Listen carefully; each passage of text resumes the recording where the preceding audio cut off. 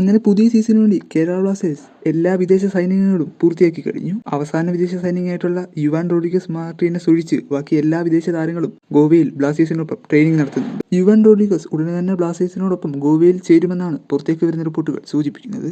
ഇത് ഡേവിഡ് കാറ്റലയുടെ നിർദ്ദേശപ്രകാരമാണ് ഈ താരങ്ങളെ ബ്ലാസ്റ്റേഴ്സ് ടീമിലെത്തിച്ചത്. എന്നാൽ ഈ 3 സൈനികങ്ങളും മികച്ചതാണെന്ന സംശയം കേരള ബ്ലാസ്റ്റേഴ്സ് ആരാധകരുടെ മനസ്സിൽ ഇപ്പോഴുമുണ്ട്. അപ്പോൾ ഈ താരങ്ങളെ പറ്റിയുള്ള ചെറിയൊരു അനാലിസിസ് വീഡിയോ ആണ് നമ്മൾ ഈ വീഡിയോ കൊണ്ട് ഉദ്ദേശിക്കുന്നത്. ഈ സീസണിൽ കേരള ബ്ലാസ്റ്റേഴ്സിന്റെ ആദ്യത്തെ വിദേശ സൈനികൻ എന്ന് പറഞ്ഞാൽ സ്പാനിഷ്കാരനായിട്ടുള്ള 32-കാരൻ കോൾഡോ ഉഡ്ബിയറ്റയാണ്.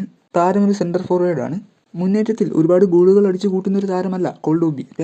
അതിലുപരി മുന്നേറ്റത്തിൽ തങ്ങളുടെ താരങ്ങളെ ഡിഫൻസീവ് എബിലിറ്റി കൊണ്ട് സഹായിക്കാനും കോൾഡോ ഉഡ്ബിയറ്റ കഴിവ് തെളിയിച്ചിട്ടുണ്ട്. ഹീസസ് ഹിമെനസിന് പകരക്കാരനായിട്ടാണ് കോൾഡോ ഉഡ്ബിയറ്റയെ ബ്ലാസ്റ്റേഴ്സ് ഇക്കുറി ടീമിലെത്തിച്ചിരിക്കുന്നത്. എന്നാൽ ഹീസസ് ഹിമെനസ് ഒരു ഗോളുകൾ അടിച്ചു കൂട്ടുന്ന ഒരു താരം തന്നെയായിരുന്നു.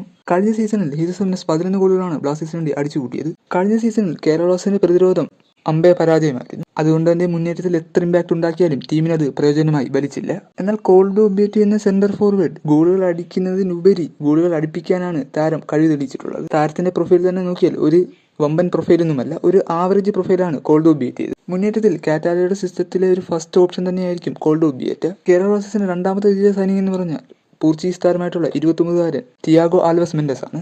മുന്നേറ്റത്തിൽ ഏത് റോൾ വേണമെങ്കിലും കളിക്കാൻ ശേഷിയുള്ള താരമാണ് തിയാഗോ. ലെഫ്റ്റ് വിങ്ങറാണ് താരത്തിന്റെ മെയിൻ പൊസിഷൻ. ലെഫ്റ്റ് വിങ്ങറായും സ്ട്രൈക്കറായും അറ്റാക്കിംഗ് മിഡ്ഫീൽഡറായും കളിക്കാൻ ശേഷിയുള്ള താരമാണ് തിയാഗോ ആൽവസ് മെൻഡസ്. നല്ലൊരു സ്കിൽഫുൾ പ്ലെയറാണ് തിയാഗോ. ബ്ലാസ്റ്റേഴ്സിന്റെ മുന്നേറ്റത്തിൽ നല്ലൊരു ഇമ്പാക്ട് ഉണ്ടാക്കിയെടുക്കാൻ താരത്തിന് സാധിക്കും. ഡേവിഡ് കാറ്റാല തിയാഗോ ആൽവസിനെ ഒരു ലെഫ്റ്റ് വിങ്ങർ എന്നതിലുപരി ഒരു സെക്കൻഡ് സ്ട്രൈക്കറായിട്ടായിരിക്കും യൂസ് ചെയ്യാൻ സാധ്യത കൂടുതൽ. കാരണം ബ്ലാസ്റ്റേഴ്സിന്റെ ലെഫ്റ്റ് വിങ് കളിക്കാൻ നോവ സദുയുണ്ട്. അടുത്തതായി കേരള ബ്ലാസ്റ്റേഴ്സിന്റെ അവസാന വിദേശ സൈനികനായിട്ടുള്ള 30-കാരനായിട്ടുള്ള Spanish centre back Ivan Rodriguez Martinez ആണ്. ഒരു പ്രോപ്പർ സെന്റർ ബാക്ക് തന്നെയാണ് ഇവാൻ റോഡ്രിഗസ് മാർട്ടീനസ്. താരം ഒരു ഡിഫൻസീവ് മിഡ്ഫീൽഡറായി കളിക്കുമെങ്കിൽ പോലും ഒരു 95% താരം സെന്റർ ബാക്ക് ആയിട്ട് തന്നെയാണ് താരത്തിന്റെ കരിയറിൽ കളിച്ചിട്ടുള്ളത്. നല്ല എക്സ്പീരിയൻസ്ഡ് ആയിട്ടുള്ള ഒരു ലീഡർഷിപ്പ് ക്വാളിറ്റി ഉള്ള ഒരു സെന്റർ ബാക്ക് തന്നെയാണ് യുവാൻ. എന്തുകൊണ്ടും മിലോസ് ട്രിങ്കിച്ചിന്റെ ഒരു മികച്ച പകരക്കാരൻ തന്നെയാണ് ഈ താരം. കാറ്റാലയുടെ സിസ്റ്റത്തിൽ പ്രതിരോധത്തിൽ ഒരു ഫസ്റ്റ് ഓപ്ഷൻ തന്നെയാണ് യുവാൻ. താരത്തിന്റെ കരിയറിലുടനീളം സ്പാനിഷ് ലീഗിലാണ് താരം കൂടുതൽ മത്സരങ്ങളും കളിച്ചിട്ടുള്ളത്. ഇതേവരെ സ്പെയിൻ വിട്ടൊരു രാജ്യത്തിൽ താരം കളിച്ചിട്ടില്ല.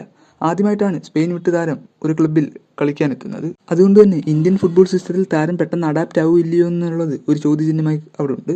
നല്ല എക്സ്പീരിയൻസിലുള്ള ഒരു സെന്റർ ബാക്ക് തന്നെയാണ് ഇവാൻ. അതുകൊണ്ട് തന്നെ ഇന്ത്യൻ ഫുട്ബോൾ സിസ്റ്റത്തിൽ പെട്ടെന്ന് തന്നെ അഡാപ്റ്റ് ആവാൻ സാധിക്കുമെന്ന് തന്നെയാണ് പ്രതീക്ഷ. അപ്പോൾ ഈ 3 സൈനികങ്ങളാണ് കേരള ബ്ലാസ്റ്റേഴ്സിന്റെ പുതിയ സീസണിന് വേണ്ടിയുള്ള വിദേശ സൈനികങ്ങൾ. അത്യാവശ്യം മികച്ചൊരു ഫോറിൻ സ്കോഡ് തന്നെയാണ് കേരള ബ്ലാസ്റ്റേഴ്സിന് ഇക്കുറിയുള്ളത്. പക്ഷേ ഈ താരങ്ങളെല്ലാം ഡേവിഡ് കാറ്റൽ നന്നായി യൂസ് ചെയ്യാൻ സാധിക്കുമോ ഇല്ലയോ എന്ന് കണ്ടു തന്നെ അറിയണം. പുതിയ സീസണിൽ ഇവരെല്ലാം മികച്ച പ്രകടനം തന്നെ കാഴ്ചവെക്കുമെന്ന് പ്രതീക്ഷിക്കാം.